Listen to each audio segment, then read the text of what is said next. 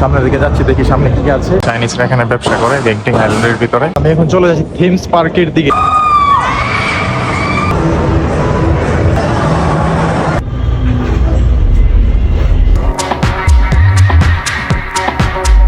দিয়ে আবার কেএল সেন্ট্রালে যাব, ওইখান থেকে আমি আজকে যাব গেংটিং আইল্যান্ড, যে অফকোর্স ভিজিটেড সবাই করে থাকে মালয়েশিয়াতে আসলে গেংটিং আইল্যান্ড। আমি গেংটিং আইল্যান্ড যাচ্ছি। আপনারা যদি সহজ মানে মেট্রো দিয়ে যেতে চান খুব কম খরচে, তাহলে আমার এই ভিডিওটা আপনারা দেখেন। আমি এখন আছি যে স্টেশন থেকে ওঠেন কেএল সেন্টারে নেমে যাবেন। আচ্ছা, কেএল সেন্টারে গিয়ে তারপর আবার বাকি বিস্তারিত বলছি। আমি কেএল সেন্টারে ঢুকে গেলাম। আমার একদম গ্রাউন্ড ফ্লোরে যেতে হবে, ওইখান থেকে গেংটিং আইল্যান্ডের বাস ছাড়বে। আসলে আমার সময় অনেকটাই, মানে আমার 10:45-এ বাস ছাড়বে, আর এখন 10:30 বাজে, 10:30 বাজে, 15 মিনিট সময় আছে। এই কারণে একটু তাড়াহুড়োর ভিতরে আছি। দেখি একদম বাসের সামনে গিয়ে কথা হবে।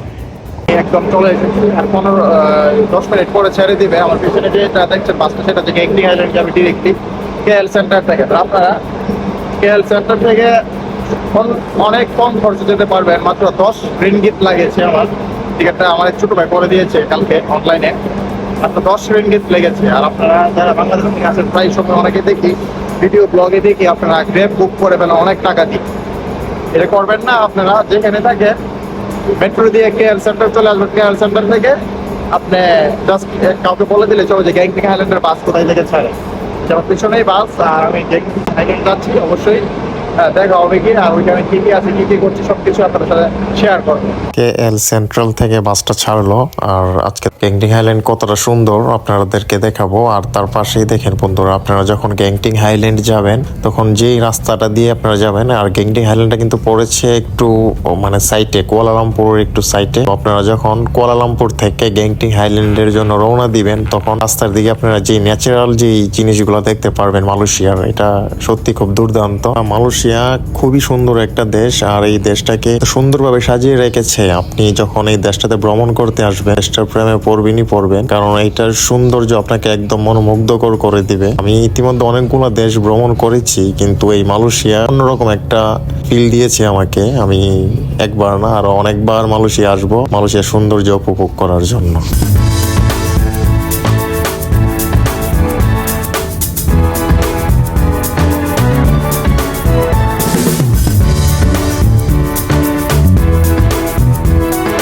এক ঘন্টা 10 মিনিটের জার্নি শেষ করে চলে আসলাম গেংটিং হাইল্যান্ডে।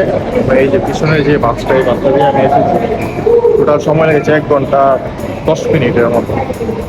আমি এখন কেবল কার দিয়ে চলে যাব। এখন আমি একদম জাস্ট ঢুকলাম, এখন ফ্রেশ হবো, ফ্রেশ ট্রেশ হয়ে তারপর আমি যাবো আর কি।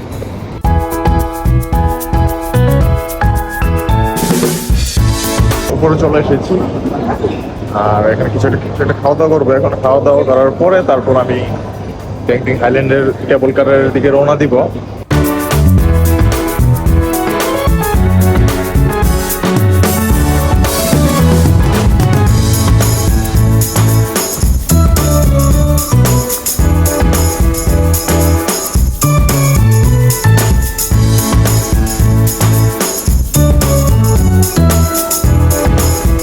আমার যেহেতু ক্রেডিট কার্ড আছে, আমি ডিরেক্টলি সেলফ সার্ভিস টিকিটিং ইয়েটাই নিচ্ছি, নিজে নিজে টিকিট করছি আমার কার্ড দিয়ে। আর কাউন্টারে গেলে লাইনটা অনেক লম্বা, একটু দেরি হয়ে যাবে। এখানে আমি নিজে নিজে টিকিট কাটছি, নিজে নিজে একদম নর্মাল প্রসেস। আমরা বাংলাদেশ থেকে কোনো কিছু কেনাকাটা করলে যেভাবে পেমেন্ট করে থাকি, সেম এরকমভাবেই টিকিটটা করে আমি আপনার সাথে কথা বলবো। প্রায় অনেক চেষ্টা করার পর টিকিট পেয়ে গেলাম। এটা আপনি এখন কাটছেন 72 ঘন্টা পর্যন্ত, এটা আপনি মানে রিটার্ন করতে পারবেন এবং যেতে পারবেন 72 ঘন্টার ভিতরে। তো টিকিট করা শেষ। আর ক্রেডিট কার্ড থাকলে আপনারা খুব সহজেই নিজে নিজে টিকিট করতে পারবেন। আমি সাজেস্ট করবো কাউন্টারে না গিয়ে, অনেক লাইনে না দাঁড়িয়ে আপনারা যারা ক্রেডিট কার্ড আছে তারা আপনারা সেলফ টিকিটিং করে নেবেন, খুব ভালো হবে। কেবল কার সামনে চলে এসেছি। এই যে আমার পিছনে দেখেন কেবল কার। আমরা এটা দিয়ে এখন গেংটিং হাইল্যান্ডে যাব। আর আমার প্রথম অভিজ্ঞতা হবে আর কি ইয়ে দিয়ে, কেবল কার দিয়ে ভ্রমণ করা।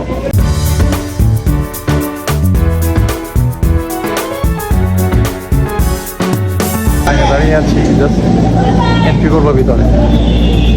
আমি এখন কেমন করে উঠে গেলাম, এখন আমি গেংটিং হাইল্যান্ডে যাচ্ছি। অফকোর্স জায়গাটা খুব সুন্দর হবে, এখন খুবই ভালোই লাগছে।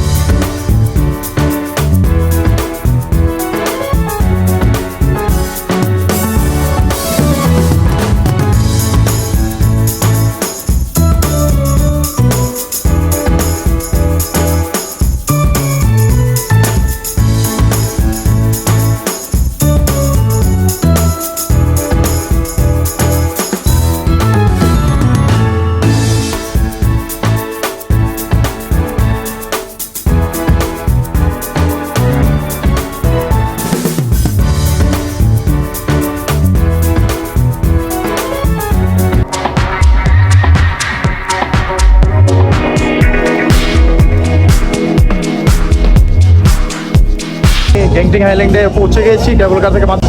আর জায়গাটা খুবই মানে বিনোদনের ভিতরে চলছে, গান বাজনা চারোদিকে, আর বিভিন্ন রকম খাবারের জিনিস তো আছেই। আমি সামনের দিকে যাচ্ছি, দেখি সামনে কি আছে। আর এদিকে এই জায়গাটাতে হয়তো বা রাতের দিকে খুব বেশি জমজমাট হয়ে যায়, কারণ বেশিরভাগই রেস্টুরেন্ট দেখছি। উপরের দিকে চলে যাবো।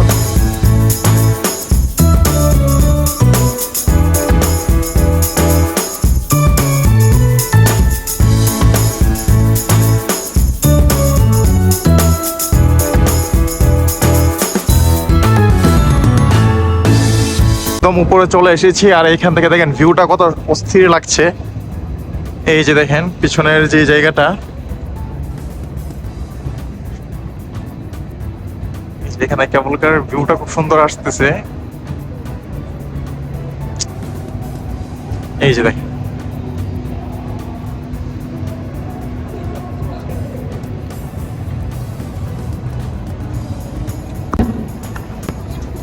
চমৎকার ভিউ। আর আমার পিছনে কালারফুল একটা বিল্ডিং, আর এই যে স্কাই এভিনিউর ভিতরে এখন আমি আছি। এই যে দেখেন পিছনের ভিউটা দেখেন, চমৎকার ভিউ। এই যে পিছনের ভিউটা দেখেন কি চমৎকার।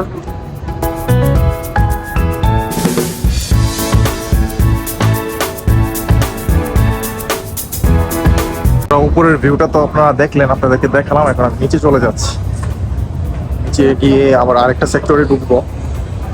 নিচে গিয়ে আরেকটা সেক্টরে ঢুকে আপনাদেরকে ওইখানের ভিউটাও দেখাবো, ওইখানে কেমন লাগে বা ওইখানে কি কি আছে দেখার মতো। উপরে যদি উঠেন তাহলে খুব সুন্দর একটা ভিউ দেখতে পারবেন, কেবল কার গুলা আসা যাওয়া করছে এইগুলো দেখতে পারবেন, ভালোই লাগবে। আর নিচে আপনার কোন সেক্টর কি আছে আমি সবগুলো ঘুরবো এবং ঘুরে ঘুরে দেখাবো।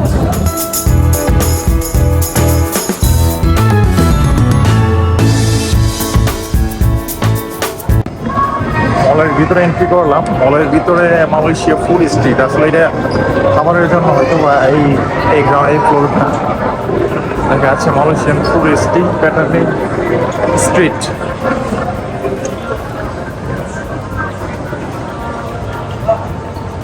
এই যে দেখেন আমার পিছনে দেখুন,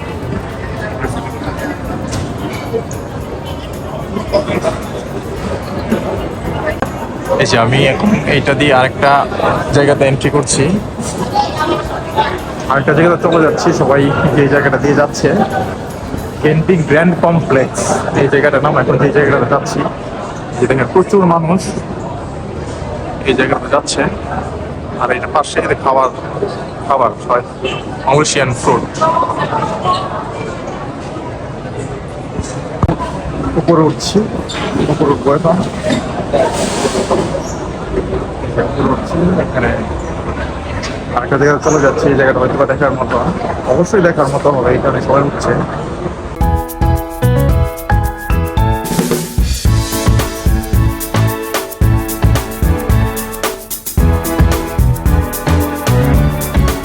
চলে আসলাম আরো উপরে, নাকি আরো অনেক সুন্দর গেংটিং স্কাই ওয়ে, যেটা তো আসলে বের হয়ে যায়। ফার্স্ট ওয়াল কমপ্লেক্স, আমরা এখন যাবো ফার্স্ট ওয়াল কমপ্লেক্স, ওই দিকে যাচ্ছি। আর এই জায়গাটা হয়তো সবসময় জমজমাট থাকে, কারণ এখন কিন্তু দুপুরের সময়, খুবই জমজমাট। রাতে আরো অনেক বেশি জমজমাট হয়ে যায় হয়তো বা।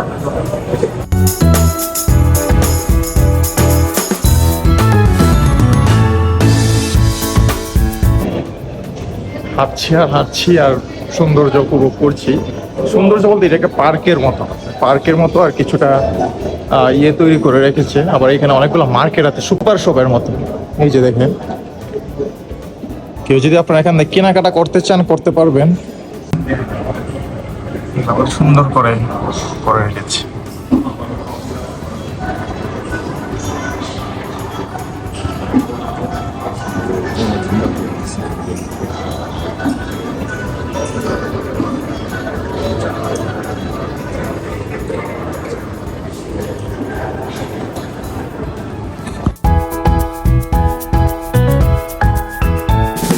একটা পার্ক, গ্যাংটিং আইল্যান্ডের পার্ক। বাচ্চা কাচ্চারা video game, live video game যেটা সেটা খেলে থাকে, এনজয় করে থাকে আর কি। জায়গাটা হচ্ছে এরকম।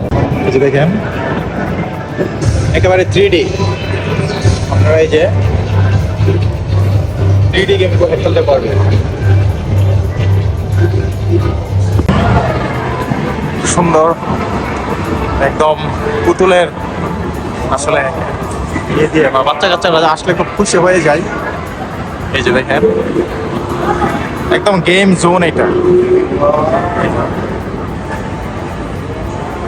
একদম গেম জোন।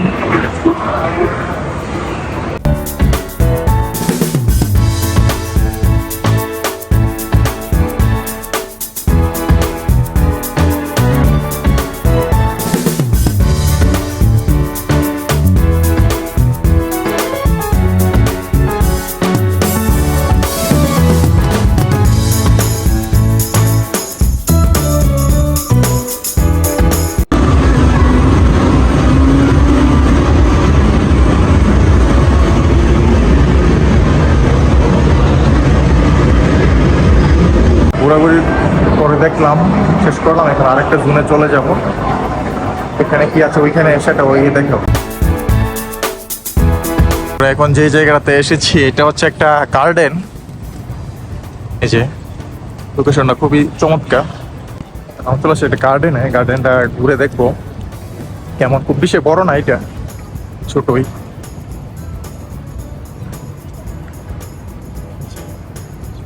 এটা হচ্ছে একটা রেস্টুরেন্ট পার্কের গার্ডেনের সাথেই।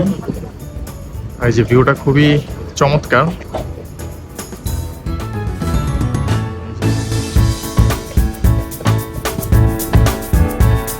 আমি এখন চলে যাচ্ছি থিমস পার্কের দিকে। গ্যাংটিং হাইল্যান্ডের ভিতরে আরেকটা জায়গা আছে থিমস পার্ক, ওই জায়গাটাতে চলে যাচ্ছি। ওইখানে গিয়ে দেখবো আর আপনাদেরকে যতটুকু পারি দেখাবো।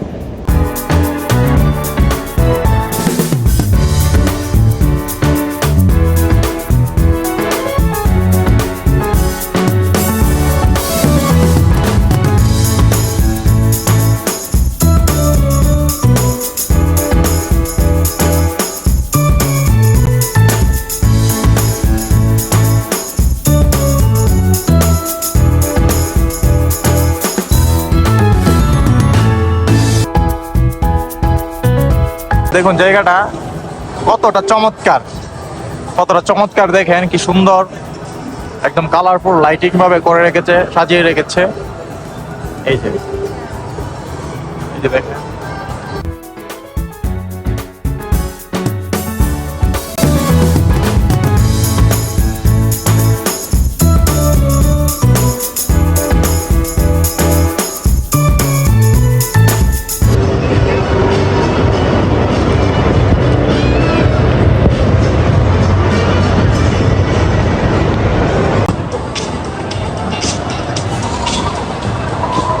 দেখেন চমৎকার ভিউ, দেখেন বন্ধুরা কি চমৎকার ভিউ দেখেন।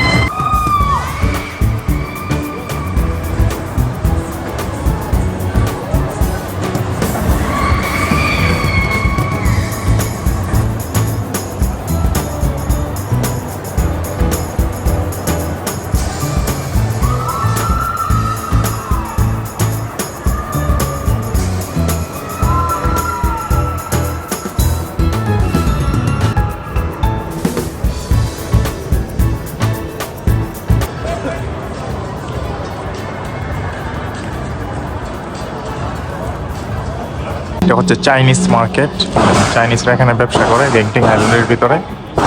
এই সেক্টরটা হচ্ছে চাইনিজদের। এই যে দেখেন সুন্দরভাবে ডেকোরেশন করে রেখেছে। যে বন্ধুরা দেখুন কত চমৎকার এই লোকেশনটা, কি সুন্দর ডিজাইন করে রেখেছে। যে দেখেন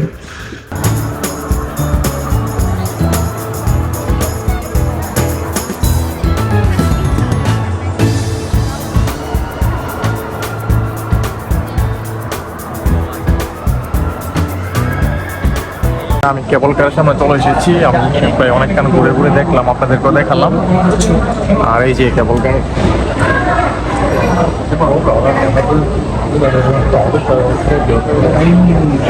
কেবল কারে উঠে যাব। তো আজকের এই ব্লগটা এখানেই শেষ করলাম।